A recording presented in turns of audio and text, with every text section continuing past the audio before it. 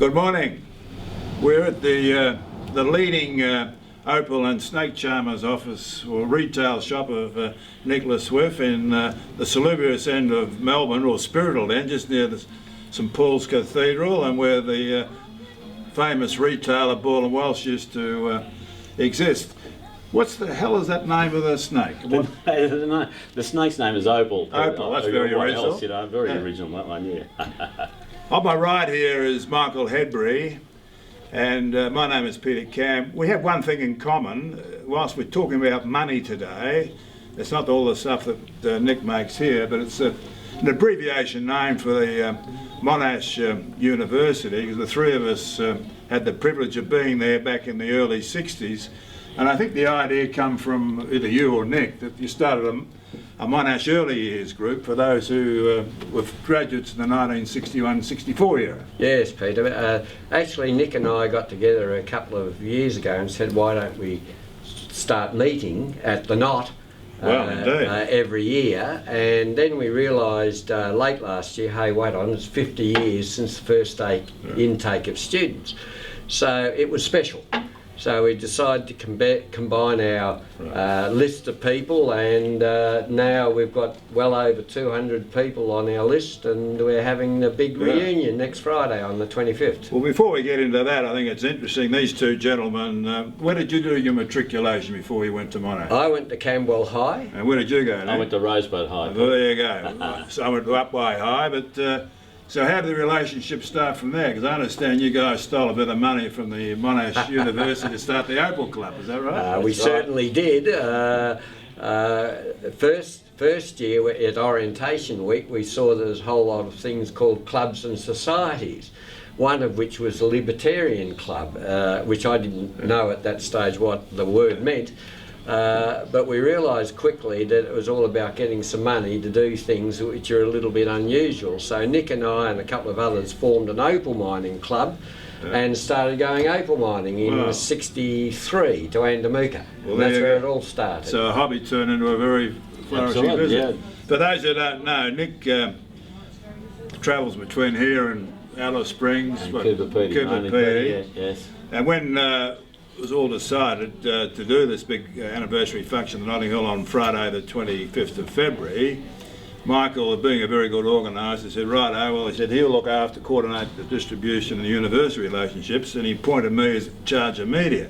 There was no sense putting Nick in charge of media because he goes on this 3AW show, Deal with the Insomniacs, between 12 o'clock and 2 o'clock? 1 o'clock and between 1 and 2 every Tuesday morning. Well, it's a free plug for Keith McGowan on 3AW. Anyway, back to the big event. What's the format, and who are some of the key speakers are going to be there? Well, we're meeting at the Notting Hill Hotel that every Monash person knows was our social centre of that part of the world.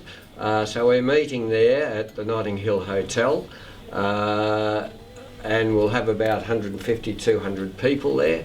And we're having the Deputy Vice-Chancellor, Adam Shoemaker, address us. We're going to have Pete Steedman, who virtually everyone knows, who was one of our money people, later became a Member of Parliament. A left winger, though, mate. A left winger. Good training ground, Monash. Yes, it certainly was. And it will be some function. We're basically about to reminisce and recall and tell stories and...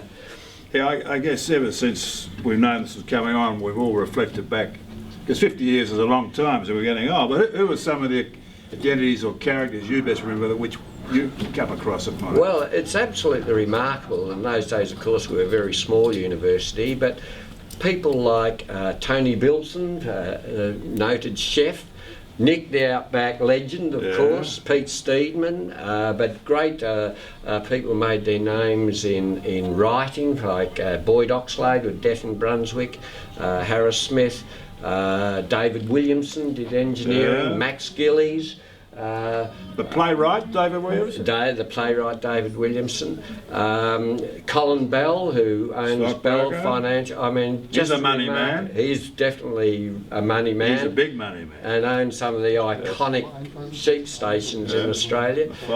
So even though we were small, it is amazing. Ross Oakley, who ran the AFL and now the Melbourne Rebels.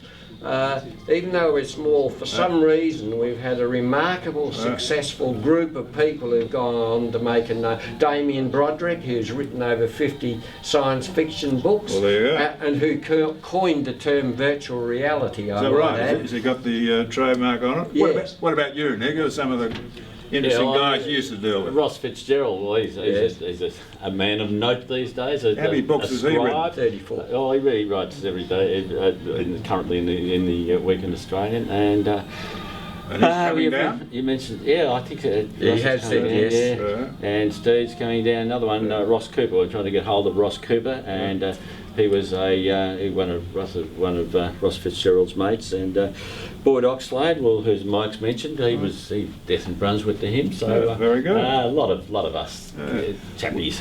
What I think what surprised me is some people we don't probably give credit to in the sporting field. It's interesting. Alan Hurd, who's James Hurd's father, was a student at Monash, but wasn't as successful as his son. He had a bad asthmatic problem, and he played for Essendon in the seconds. But Ross Oakley was. We used to share the same marketing tutorial, Ross, on a Friday afternoon after being up at the Nott. Some tutorials were held at the Nott. Well, that's exactly a lot of people got through.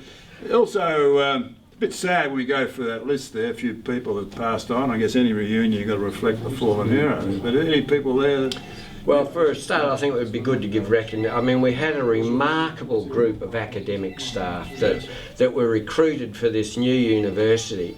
And the Vice-Chancellor, Matheson, Keith Frierson, was an absolute legend, #1 supporter for South Melbourne. John Legg, who is history, who's talking at the function next week. Terrific. I mean, it was just Ian Turner. I mean, Doc Marshall, Jock Marshall from medicine. He was I mean, we were very, very fortunate to have these people who also were fired up with, we all realised that we were pioneers in some way, and both academic staff and students had this belief that we wanted to make a mark, and we did. You had to wear your gumboots some days, it was so muddy. I must admit I came across a few people in the economics section, which is a bit sad. Who are no longer with us. Don Llewellyn, who is in fact president of the Economic Society out there. Pete Spring is quite a character. When he didn't like coming to university, he pinched the old man's jag and played golf down at Portsea. But the other character I met was no longer with us either, was Mick Brennan, who had the noted area being the secretary of the baseball club, who used to have their functions room or their retailing activities of liquor in the religious centre, and you have access to beer all weekend or after hours on the days of 6 o'clock closing.